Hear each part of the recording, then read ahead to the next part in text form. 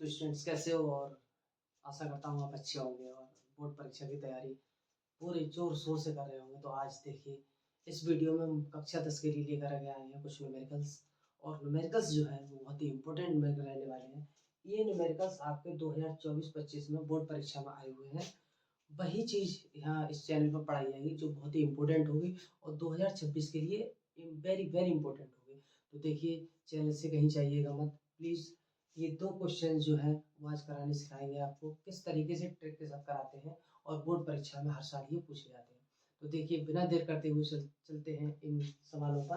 पहला क्वेश्चन आपका है, देखो, वायु के सापेक्ष जल तथा कांच के अपवर्तनांक, यानी वायु के सापेक्ष जल तथा कांच के अपवर्तनांक क्रमशः दे रखे हैं 4/3 एवं 3/2 है। तो जल का कांच के सापेक्ष अपवर्तनांक बताओ। पहला जो क्वेश्चन है उसका आंसर देते हैं, पहले का उत्तर देते हैं। इसमें दिया है वायु के सापेक्ष, क्या है, वायु के सापेक्ष जल का और वायु के सापेक्ष कांच का, ठीक है। तो वायु को लिखते हैं ए से, तो ए एन क्या है, पहला जल, ए एन डब्ल्यू।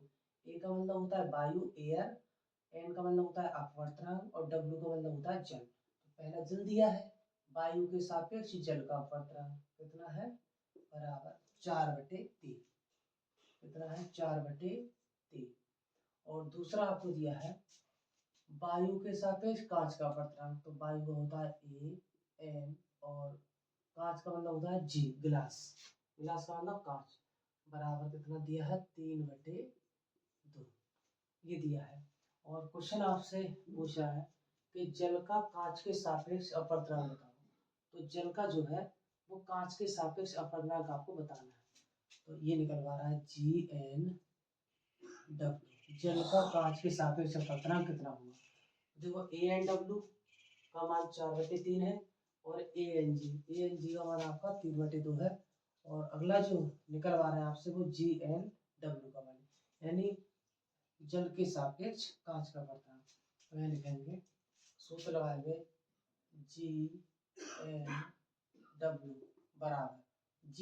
बराबर और ये है AN डब्ल्यू बटे AN जी। मान लगाओ दोनों के। AN डब्ल्यू का मान कितना है, AN डब्ल्यू का मान है आपका 4/3। तो यहाँ लिखेंगे 4/3 और बटे में ANG का मान लगाना है। तो ANG का मान कितना दिया, 3/2। तो लगा देंगे 3/2। अब करते क्या है, देखो ये जो 4 है तो 4 गुणा सबसे नीचे वाली संख्या को इससे गुणा कर देते हैं, इससे, और इस वाली संख्या को इससे गुणा करते हैं। तो 4 को गुणा किससे करेंगे, 2 से। तो 4 गुणा 2 बटे, अब इस वाले 3 से इस 3 को गुणा कर देंगे, तो 3 गुणा 3, तो बराबर 4 दूनी 8 हो गए और 3 तिया 9। तो इसका जो आंसर आएगा आपका वो आएगा 8/9, यानी तो 8/9 ये हो गया आपका आंसर। अब क्वेश्चन 2 है, वायु के सापेक्ष जल तथा कांच के अपवर्तनांक। वही क्वेश्चन है, वायु के सापेक्ष किसके अपवर्तनांक है, जल के और कांच के अपवर्तनांक कितने दे रखे हैं, 2/4 तथा 5/4 है। जल का कांच के सापेक्ष अपवर्तनांक क्या होगा। तो देखो क्वेश्चन नंबर 2 सॉल्व कर रहे हैं यहाँ पर। क्वेश्चन 2 को सॉल्व करेंगे। वायु के सापेक्ष जल, तो यहाँ हो जाएगा AN डब्ल्यू का मान कितना है, 2/4 और वायु के सापेक्ष इसका कांच का अपवर्तनांक है, तो ये है ANG बराबर कितना दिया है, 5/4 है। तो आगे क्या निकलवा रहा है, GN डब्ल्यू